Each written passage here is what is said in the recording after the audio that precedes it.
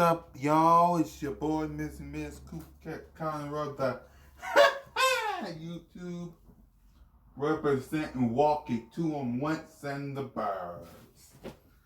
So on this next video, the gang on First Take talk about if this man right here is an elite quarterback. He is an elite quarterback. I believe he's my elite quarterback. There is no quarterback better than Walk It to 'em Wentz. None. No one better. Some better, but ain't nobody better than this man. But let's watch this and see what Max Kellerman got to say about this man right here.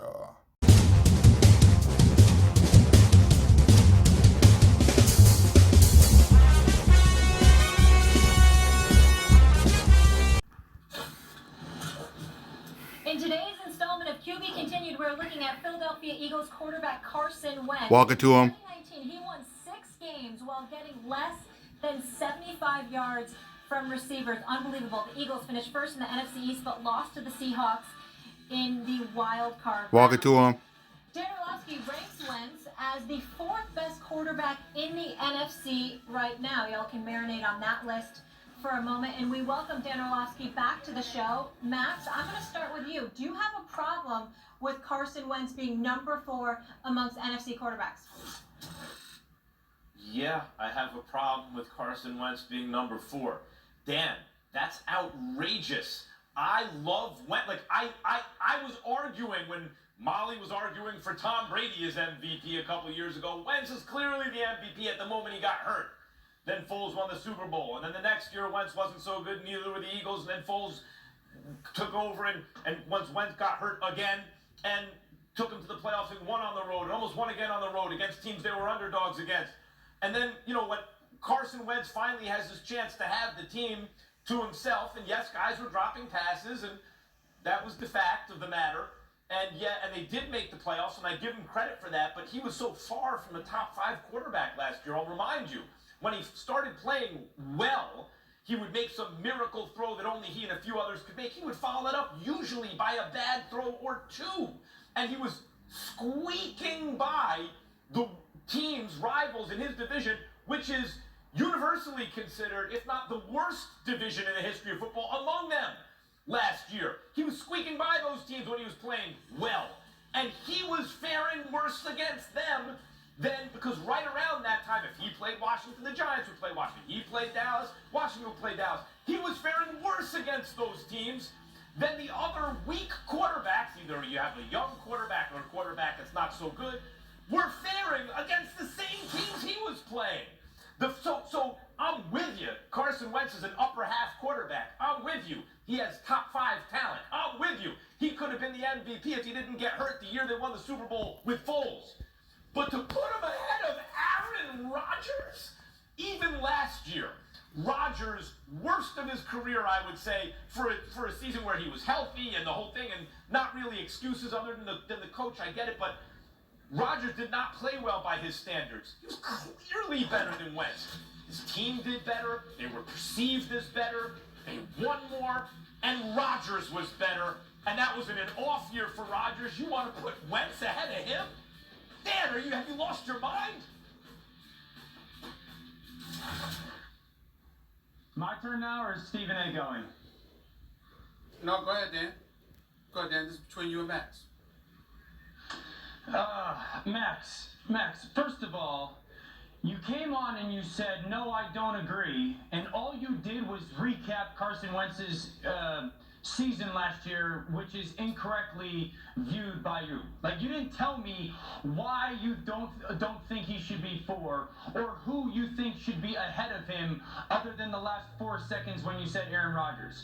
So I don't need you to recap what last season was incorrectly. 2018, when you talk about when Nick Foles comes in, 2018, before he ended up going out and Foles came in, he had 21 touchdowns and 7 interceptions, okay? So, like, that was coming off of an ACL. That wasn't just because that wasn't a healthy season. That was coming off of an ACL that he was still playing solid football. We know what happened last year. We obviously disagree on the viewpoint of that. You want to sit there and say, how can I place him ahead of Aaron Rodgers? And I begged for you and Stephen A. not to do this because I knew what I was going to do in return to that. So, let's not look at last year between Carson Wentz and Aaron, who I love. Let's look at the last 3 seasons. In the last 3 seasons, Carson Wentz QBR averages 5th. In the last 3 seasons, Aaron Rodgers, 18th. In the last 3 seasons, when Carson starts and when Aaron starts, they average 26 points on offense under Carson Wentz. They average 23 points of offense under Aaron Rodgers. In the last 3 seasons, Carson Wentz is better on third down. He's got a better touchdown percentage, better points per drive. Aaron Rodgers, the only thing that he has done better in the last 3 years than Wentz is not turned the football over. But by every metric, by every way we want to measure their performances over the last 3 years, Carson Wentz has played better than Aaron Rodgers. If you want to talk about 6 games last season, to Molly's point, he won 6 games when receivers had less than 75 yards. Like, that's outrageous. So, however you guys want to measure their performances, in the last 3 seasons, Carson Wentz has played better than Aaron. Steven? First of all, Dan, it is ridiculous. It is ridiculous, Dan. And here's the reason why. First of all, you say the last 3 seasons. Well, excuse me.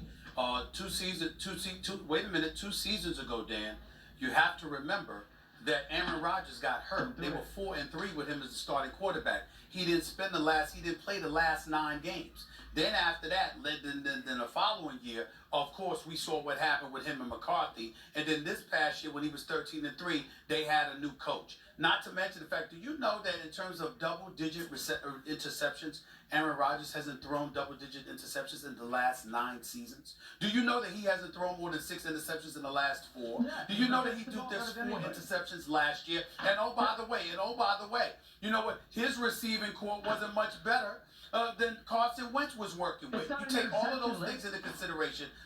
It's not an interception list, but what I'm saying to you is you got to look at Aaron Rodgers. You have to look at what he's working against. You have to look at debilitating health. You have to look at the fact that he has a resume that is far more expensive than Carson Wentz. You look at Carson Wentz. Again, we're not questioning his talent.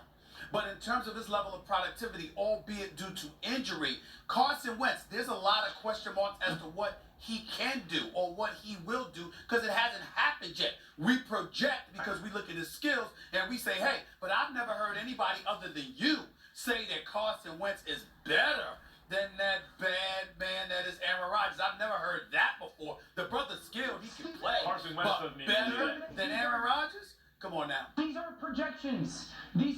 These aren't projections. These aren't projections. I literally just gave you production. More points per game when they start. Better QBR. Better on third down. More points per drive when you lead your team. Like, these aren't projections. These are literal productions between the 2 players. Wait, you also have to take into account who you're going against, how many opportunities they give you. Exactly. All of that comes into play. Go ahead, Max. Chicago and Minnesota versus New York and Washington. Will you stop that?